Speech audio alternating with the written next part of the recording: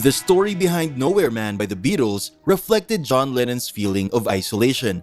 The Beatles released Nowhere Man on their 1965 album Rubber Soul. Written by John Lennon, it marked a pivotal point in his songwriting since it's one of their first songs which wasn't about romance or love. Instead, it was rather philosophical and came out of Lennon's desperation to come up with new material for their upcoming record and his feelings of isolation when he stayed in his Weybridge home. Lennon told David Sheff, "I'd spent 5 hours that morning trying to write a song that was meaningful and good, and I finally gave up and lay down. Then Nowhere Man came, words and music, the whole damn thing as I lay down." When he's away from the chaos of being in the Beatles, Lennon's home life was pretty simple. He liked to sleep and dawdle. He often sat and stared into space for hours. He admitted, "If I'm on my own for 3 days doing nothing, I almost leave myself completely.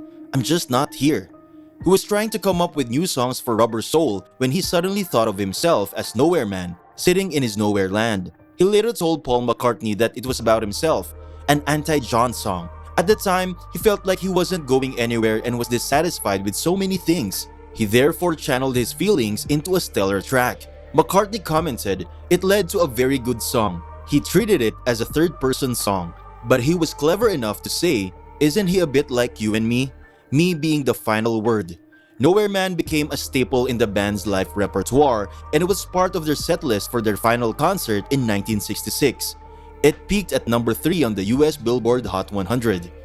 Did you enjoy this piece of classic rock history? We got loads more for you in our channel, so go ahead and visit us, subscribe, hit that like button, and click that bell icon so you'll never run out of the best rock and roll content there is. So, see you at the next one. Alright, rock on.